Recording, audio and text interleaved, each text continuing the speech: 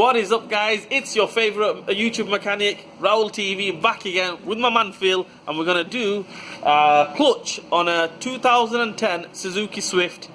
It's a 1.2, I think. This is a 1.2 or a 1.4. Well, anyway, I'll find out and I'll leave that in the description. And yeah, let's get on. Let's do this. Hi guys, just to clear it up, it wasn't a 1.2, 1.4, whatever. It's a 1.5, yeah, 1.5 petrol, 1500 petrol. We're going to replace the clutch. Right, first things first, what we're going to do is take the air filter off, this bad boy here.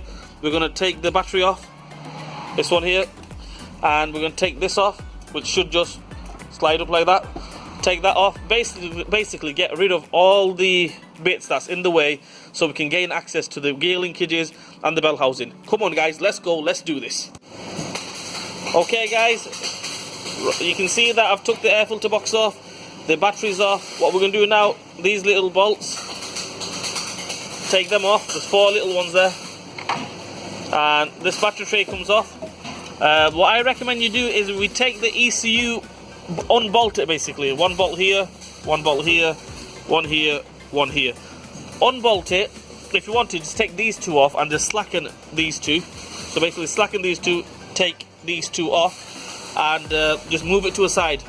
I mean, we took the battery lead off anyway, so you can go ahead and disconnect the ECU wire and everything, but what I recommend, just take it, unbolt it, put it to a side. That way you're not disturbing the wires, disturbing the pins or anything like that. Right, the battery tray is off. We can gain access to everything. What I'm going to do now is, this is a slave cylinder, 2 bolts, 1 here, 1 here. Take that off, shift that out of the way. What else we're going to do? These linkages, you have to be really careful with these linkages. They're absolutely headache to take off. So what we're going to do is these, put some oil on it, or put some double D40 on it. This one here on this side, we have to flick this off. This little clip here, flick that off, then that comes straight off. Then what we're going to do is we're going to unbolt the bracket bolts. The bracket bolts are right down here. There's 1 there. If you look at it from here, 2 there actually. You can just make it out. Take them off. Linkage, brackets, everything out of the way. Hey guys, I've took the linkage off. Slave cylinders off. What we're going to do now is earth wire, earth strap. We're going to take that one off. Take the wire reverse light switch off. Take the 2 bolts off, like I mentioned before, there and there. Take them off for the linkage. Move the whole bracket to a side. This little clip here is a funny one. I'm going to demonstrate how it goes on. Obviously that goes on like that. Then you've got this little thing here, a cap, which goes on top. Yeah, no problem. And then you got like move these out of the way, you can see it properly. This horseshoe clip, circlip, which goes in like that. So basically when that's in there,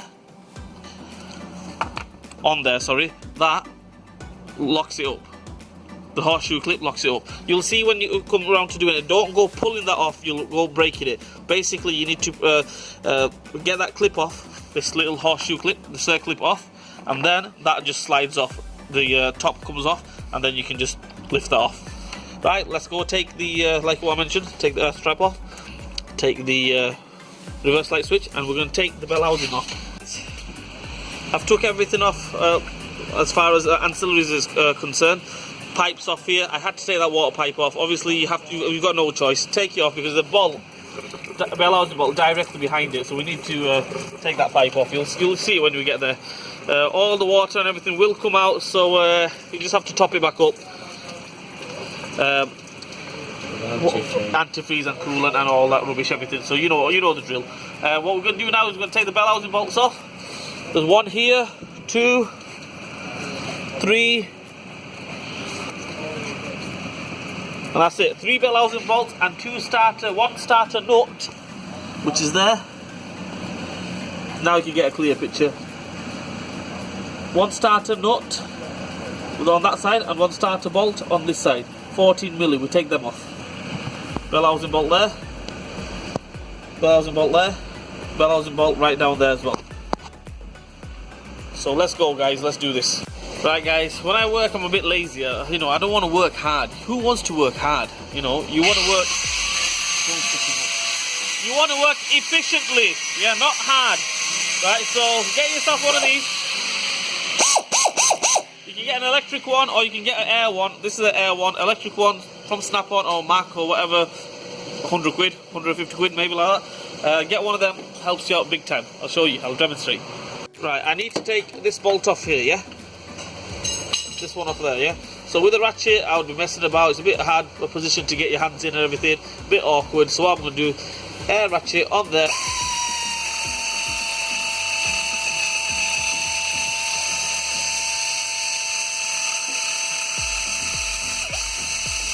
Boom, happy days.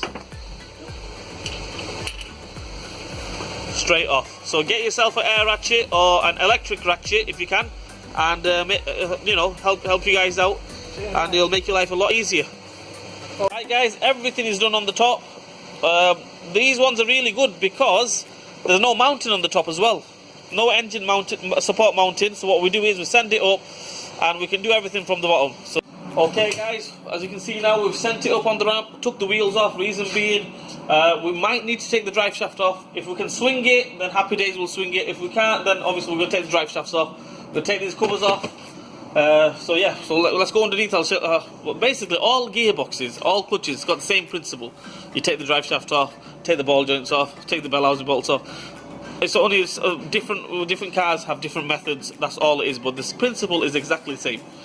This is a good one because we've got the drain plug here. Make sure we drain the oil out, because you don't want to take the drive shaft off with all the oil inside it, get oil all over the show.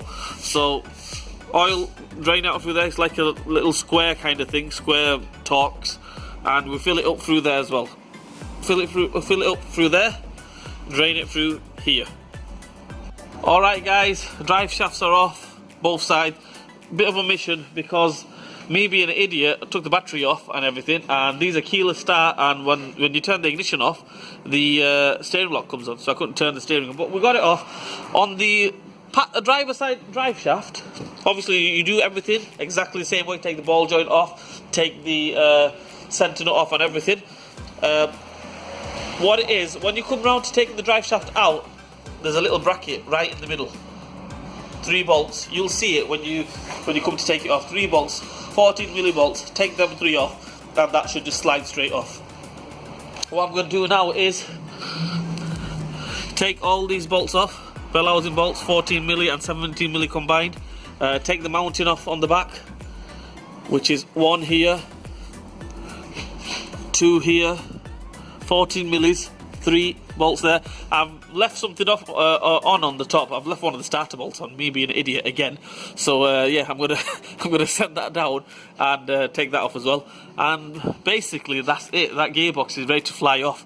We get the hydraulic jack, support it on the engine, take the gearbox mounting off, and it should just drop out. So no time to waste. Let's do this, guys. Okay guys, everything is off, all the drive shaft, all the bolts, everything off. What we're going to do now is, as you can see here, we've got the jack, the gearbox lift on it. And what we're going to do is, that's the last bolt. Make sure you keep the last bolt on. Do not go taking that off, or else it's just going to fall out and you're going to be in deep trouble. Get 2 people to do it. Obviously it's quite heavy, so if you're feeling strong enough, then go for it. Go, you know, take it off on your own. We're going to take this mounting off. Basically 2 nuts, sorry, here, and 3 nuts here. Take that off, take the last bolt off. Happy days, should come straight off.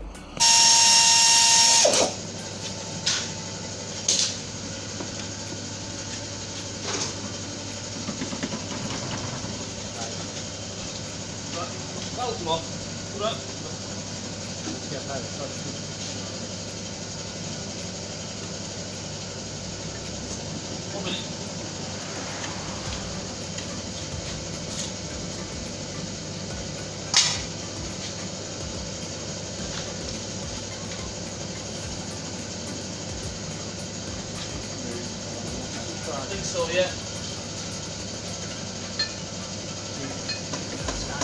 Yeah, okay. Now ready?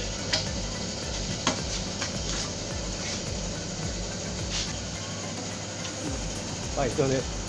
And that, guys, is the clutch. Gearbox is on the floor, as we can see. Like I said, get 2 people to take it off because it is quite, you know, awkward. I would say it's not heavy, but it's awkward. So yep, what we're going to do now is 12 millivolts, take them off, clutch off, give it a bit of sanding down, get it prepared, and when the new one arrives, we'll bang the new one on, and that's it. But what we're going to do now is, Phil is going to make a cup of tea, cup of coffee. That's it. Okay. Happy days, let's go. Yeah, great. Okay guys, we've got the clutch on. Tighten these up, but before we go tightening it up, make sure you get the clutch lining up tool, stick it in there, and all you do is basically just get it in this dead center basically, so the input shaft goes into the bearing there. And yeah, that's that. For the release bearing, you have to take this off here. You know, the arm, the fork, well, not the fork, that's the fork, the arm here where the slave cylinder goes on. You have to take that off, the bolt off here, take that off, then that will lift up a bit, then you can replace the bearing. What I suggest you do, mark it, then that way you know exactly where it goes, and then that way, because I thought he had a master spline on this, but he hasn't got a master spline, so just mark it, then you won't go wrong there. This one, I'm just going to do it another way. I'm going to put it on the car, put the cylinder on, then happy days, that's it. Alright, let's get this on. Everything on the bottom is done, besides putting the oil in it. Well, I will leave that till last. Right, I'm going to put the bell housing bolts on, and I'm going to basically finish the top off. So what you do is just fit everything in reverse order. The way you took everything off, make a note of it, and then just fit it, refit it the same way. Bell housing bolts, starter bolts, the slave cylinder, the gear linkages, the linkage bracket, pretty much covered it. That's about it. You don't even need to bleed these, because the slave cylinder, we don't take the pipe off, we just unbolt it. So that's what you're talking about. Let's do this. I've got my air ratchet, the car's waiting for me, let's dive in.